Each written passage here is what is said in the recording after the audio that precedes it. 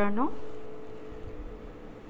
समाजशास्त्राचे तिसरे प्रकरण ज्यामध्ये आपण भारतातील विविधता आणि एकता या प्रकरणामध्ये भारतामध्ये कोणकोणत्या प्रकारची विविधता आहे हे पाहिलेलं आहे। त्यामध्ये मग भौगोलिक विविधता असेल, जातीय विविधता असेल, धार्मिक विविधता आहे, भाषिक विविधता आहे आणि या सर्व घटकांनंतर आजच्या व्हिडिओमध्ये आपण पाहणार आहोत ते म्हणजे या विविधतेमध्ये एकता कशा प्रकारची साधली जाते किंवा निर्माण केली जाते।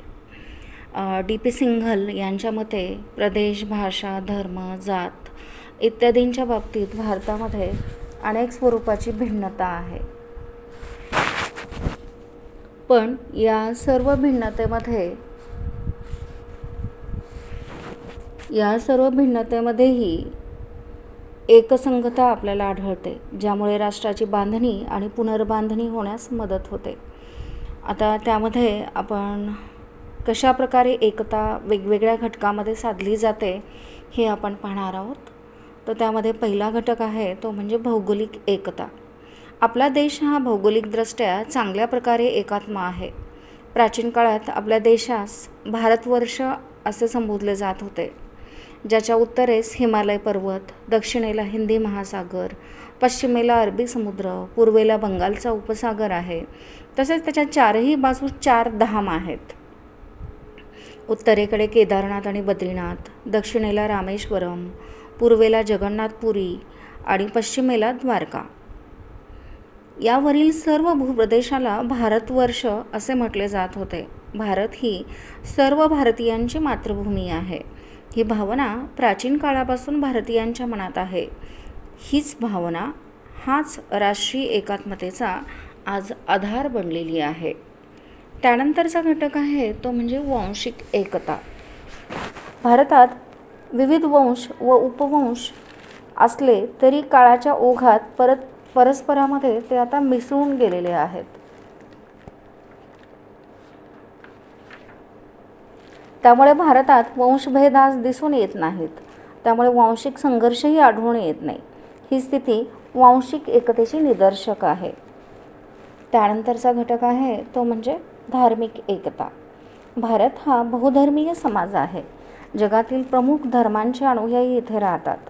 Doctor M.N. श्रीनिवास यांच्या मते भारतातील ऐक्याचा आधार धर्म हाच आहे। जरी वेगवेगळ्या धर्माचे तत्त्वज्ञान, विचारसरणी, धार्मिक विधी भिन्न भिन्न असले तरीही सर्व धर्माचे मूल्य सारखेच आहेत। सर्व धर्माचे अनुयायी हे परस्परांच्या धर्मगुरू व धार्मिक प्रतीके, धार्मिक कर्मकांड इत्यादींचा आदर करतात। इथे मंदिरे, मस्जिद, चर्चा, बुद्धविहार, स्तूप अशी अनेक पवित्र स्थळे आहेत। तसेच आपणास नेहमीच अनुभवाला येते की लोक अन्य धर्माच्या सण, उत्सव, मिरवणुका यात उत्साहाने भाग घेतात।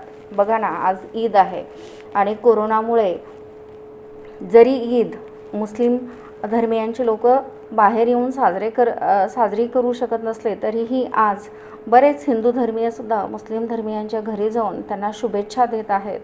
हेच हिंदू आणि मुस्लिम एकात्मतेचं प्रतीक आज आपल्याला दिसून येतं। उदाहरणार्थ हिंदूच्या गणेश उत्सव व दुर्गा पूजा यामध्ये मुस्लिम सहभागी होतात। मुस्लिमांच्या रमजान सणाच्या वेळी होणाऱ्या इफ्तार भोजना समारंभात हिंदू सहभागी होतात। हिंदू आणि मुस्लिम दिवाळीच्या आणि ईदच्या शुभेच्छा परस्परांना देतात। ख्रिस्ती लोकांच्या नाताळ सणामध्ये हिंदू भाग घेतात। अजमेरचे ख्वाजा मोइनुद्दीन चिश्ती, त्यानंतर संत कबीर, शिर्डीचे संत साईबाबा, संत मदर टेरेसा यांना सर्व धर्मातील लोक आदरणीय मानतात। अशी ही भावना भारतात धार्मिक एकता दर्शवते। त्यानंतरचा घटक आहे तो म्हणजे जातीतील एकता।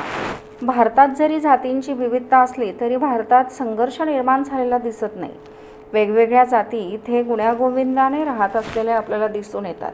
ग्रामीण भागात बलुता पद्धतीने वेगवेगळ्या जातीमध्ये सहकार्य व परस्परावलंबन निर्माण केले होते। त्यामुळे जातीमध्ये ऐक्यभावना प्रस्थापित झालेली होती। पण स्वातंत्र्यप्राप्तीनंतर जातीभेद व अस्पृश्यता नष्ट करण्यासाठी भारतीय राज्यघटनेत अनेक तरतुदी केल्या। तसेच विविध कायदेही संमत करण्यात आले. नागरीकरणाच्या प्रक्रियेमुळे जातीभावना हळूहळू नष्ट होत चाललेली आहे आणि त्यामुळे समाजात सुसंवाद निर्माण होऊन ऐक्याची भावना निर्माण होत चालली आहे. ही निश्चितच कौतुकास्पद गोष्ट आहे. त्यानंतरचा घटक आहे तो म्हणजे भाषेतील एकता. भारत हा बहुभाषिक देश आहे, तथापि भारतात भाषिक ऐक्य असल्याचे आढळते.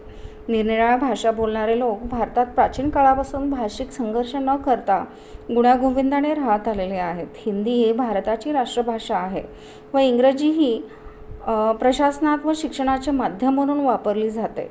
भारतात सर्वच प्रदेशात हिंदी सिनेमा आणि गाणी लोकप्रिय आहेत. आता सर्व राज्यात त्रैभाषिक सूत्र स्वीकारण्यात आले आहे. या सूत्रानुसार प्रादेशिक भाषा हिंदी, इंग्रजी या विद्यार्थ्यांना शिकवल्या जातात. ही भाषा त्रिसूत्री काय आहे हे पाहूया. सन 1961 मध्ये मुख्यमंत्र्यांच्या परिषदेत भाषा त्रिसूत्री तयार करण्यात आली.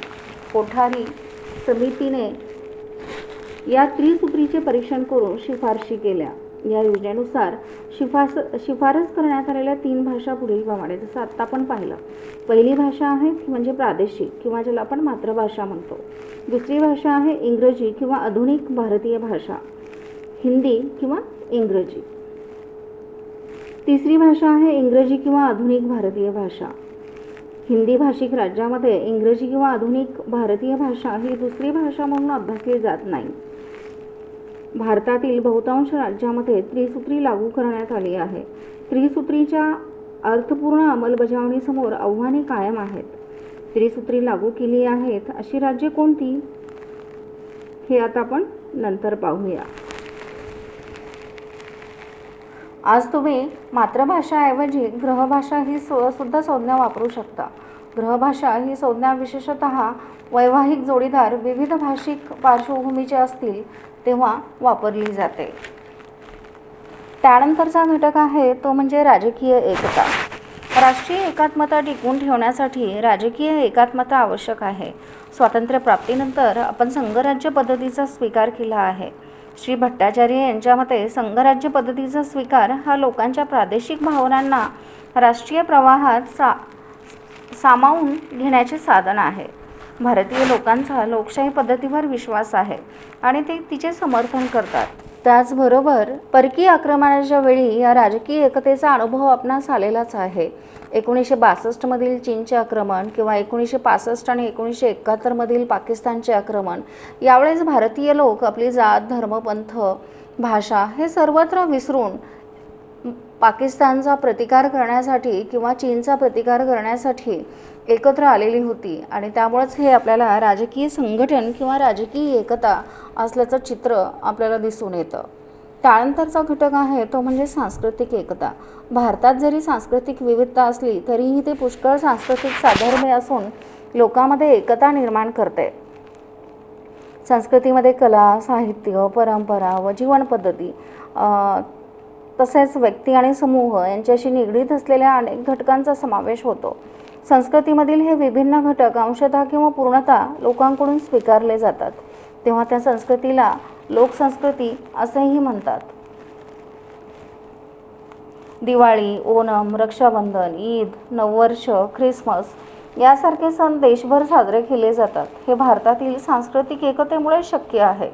विविध संत, लेखक आणि कलाकारांनी उदाहरणार्थ अरबिंदो, मदर टेरेसा, बाबा आमटे, रवींद्रनाथ टागोर, भीमसेन जोशी, आरा यांच्या आजीवन कार्यातून एकतेचा संदेश दिला आहे. याचबरोबर हेतू आणि भावनांच्या अस्मितेची सुद्धा जाणीव निर्माण केली आहे. सांस्कृतिक एकतेच्या तत्वावर आधारित राष्ट्रगीत किंवा चित्रपटांचे सादरीकरण झालेले तुम्हाला आढळून येईल. या सादरीकरणामध्ये अभिजात संगीतकार, गायक, लोककलाकार, कारागीर, कलाकार, क्रीडापटू, नृत्य प्रकार, त्यानंतर परोपकारी कार्यकर्ते, सुधारक इत्यादींच्या कामातून लक्षात येईल. अशा सादरीकरणातून देशाप्रती प्रेम, आस्था आणि अभिमानाची भावना जी आहे, ही अभिमानाची भावना इथे आपल्याला निर्माण झालेली दिसून येते. तर विद्यार्थी मित्रांनो, आज आपण या घटकामध्ये पाहिलं की भारतामध्ये विविधता जरी असली तरी एकता कशा प्रकारे निर्माण झालेली आहे आणि ह्या एकतेमधूनच आपण येणाऱ्या आव्हानांचा प्रतिकार कशा प्रकारे करू शकतो हे आपल्याला ह्या घटकामधून स्पष्ट दिसून येते. तर या घटकावरील प्रश्न हे तुम्हाला डिस्क्रिप्शनमध्ये दिसतील. तर धन्यवाद.